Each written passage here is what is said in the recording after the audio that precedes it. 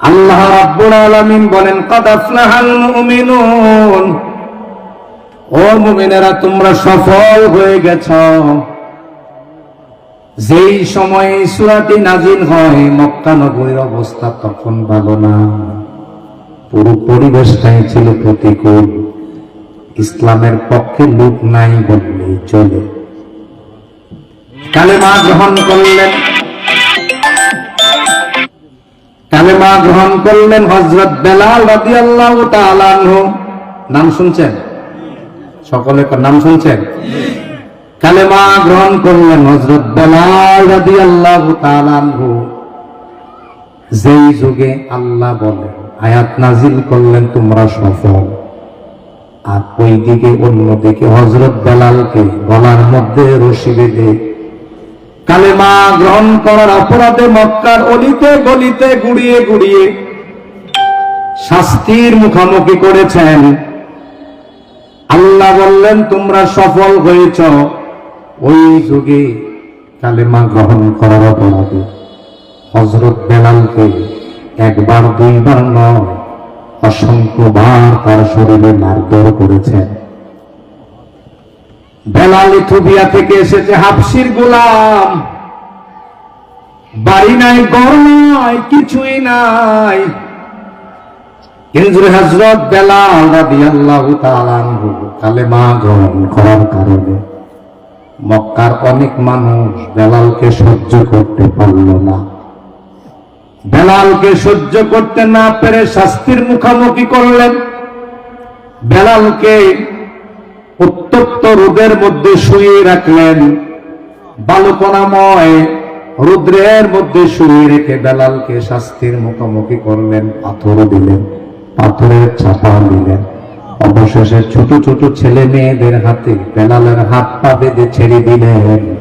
তোমরা মক্কা নগরী ঘুরে ঘুরে দেখাও বেলালের কি অবস্থা। আল্লাহু আকবার বলেন। আল্লাহ বললেন, কাদ আফলাহাল মুমিনুন, তোমরা সফল হয়েছ। আর বেলালের এই পরিস্থিতি, আল্লাহর কাছে কি হয়েছে? সফল। আর বেলালের অবস্থা তো ঠিক। আমরা এখানে রাখলাম। খাব্বাব রাদিয়াল্লাহু তাআলা যখন কালেমা গ্রহণ করলেন তখনই এই সূরা নাজিল হয়। এই সময় সূরা নাজিল হয়। খাব্বাবের চিত্রটা একটু শোনো। জ্বলন্ত অঙ্গার দেওয়া হলো, ও খাব্বাব, বলো রে খাব্বাব, কালেমা সারবানি, ঈমান সারবানি। খাব্বাব জবাব দিল, না না না, আমি জীবনের সব দিয়ে দেব, ঈমান দেব না। আল্লাহু আকবার, আল্লাহু আকবার। খাব্বাব ঈমান দিতে রাজি হলেন না। মক্কার ওই কাফের বেঈমান মুশরিকগুলো জ্বলন্ত অঙ্গার আনা হলো। জ্বলন্ত অঙ্গারের মধ্যে খাব্বাবকে শুইয়ে দিলেন। পিঠের নিচ দিয়ে চামড়াগুলো পড়ে গেল। খাব্বাবের শরীর থেকে টকটক করে চামড়াগুলো, শরীরের মাংসগুলো খসে খসে পড়ছে। কালেমা গ্রহণ করার পরে খাব্বাব যদি কখনো জামাটা খুলতেন,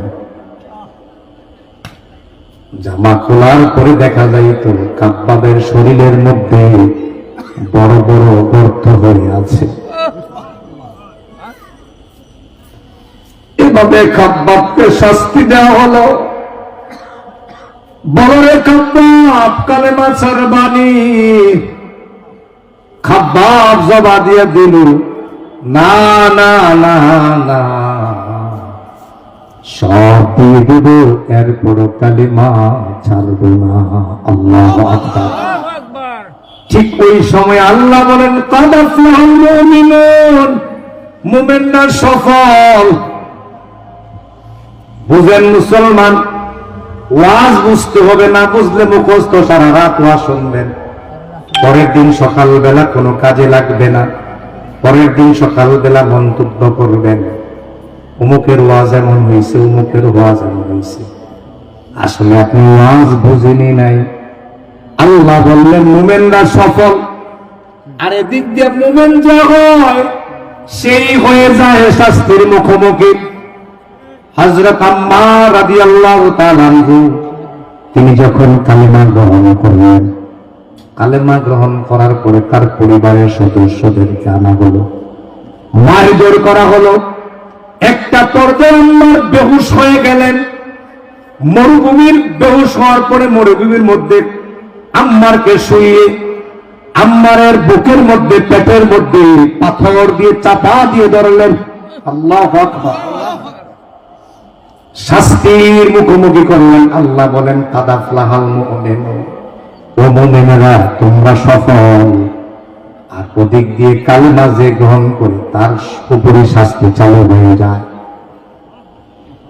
মহিলা সাহাবীনা হযরত সুমাইয়া রাদিয়াল্লাহু তাআলা আনহা কালেমা গ্রহণ করলেন। কালেমা গ্রহণ করার পরে আবু জেহেল তাকে নোটিশ পাঠালেন, ও সুমাইয়া কালেমা সারবিনি বল।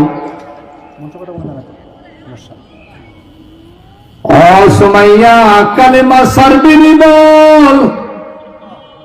সুমাইয়া জবাব দিয়ে দিল, না না আবু জেহেল, তোমার এই ক্ষমতার বাহাদুরি দেখে আমি কালেমা ছাড়ব না। বর্ষার আঘাতে সুমাইয়াকে দুনিয়া থেকে বিদায় করে দেওয়া হয়। আল্লাহু আকবার। আল্লাহ বলেন কাদ আফলাহাল মুমিনুন, মুমিনরা সফল। একদিকে বেলালের উপর নির্যাতন, অন্যদিকে খাব্বাবের উপর নির্যাতন, অন্যদিকে আম্মারের উপর নির্যাতন, অন্যদিকে সুমাইয়ার উপর নির্যাতন। খাব্বাব রাদিয়াল্লাহু তাআলা আল্লাহর নবীকে জিজ্ঞাসা করলেন। একদিন আল্লাহর নবী কাবা ঘরের দেয়ালে এলান দিয়ে বসা। যারা কাবা ঘরে গিয়েছেন তারা দেখেছেন কাবা ঘরের প্রান্তরটা বড় সুন্দর স্বচ্ছ। নবীজি কাবা ঘরের প্রান্তরে এলান দিয়ে বসে আছেন। খাব্বাব যে বললেন, ইয়া রাসূলুল্লাহ, আপনি কি একটা বার দোয়া করবেন না? আমাদের উপরে শাস্তির উপরে শাস্তি চলে। বেলালকে ছেলেরা, বেলালকে কাফের মুশরিকরা পায়ের রশি বেঁধে মক্কার অলিতে গলিতে ঘুরায়। খাব্বাবকে জ্বলন্ত অঙ্গারের মধ্যে শোয়াইয়া দিল। রক্তগুলো, গোশতগুলো, চামড়াগুলো পড়ে পড়ে পড়েছে, শরীরটা পুজ হয়ে গেছে। অন্যদিকে আম্মারকে বেহুশ হয়ে গেল। এরপরে পাথর চাপা দিয়ে রাখলো। সুমাইয়াকে বর্ষার আঘাতে দুনিয়া থেকে বিদায় করে দিল। ইয়া রাসূলুল্লাহ, আপনি কি একটু দোয়া করবেন না আমাদের যেন একটু আল্লাহ স্বস্তি দেয়? আল্লাহ নবী হেলান থেকে সোজা হয়ে বসলেন। ও খাব্বাব, তাড়াহুড়া করো না, তাড়াহুড়া করো না।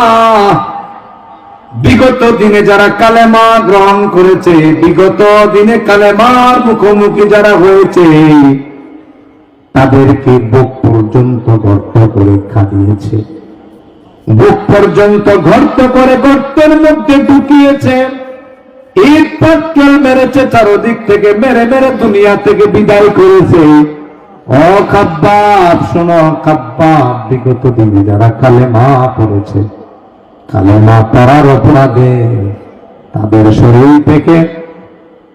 শরীর থেকে লোহার চিরুনি দিয়ে গোশতগুলোকে আছড়ে আছড়ে খুইয়ে ফেলেছে।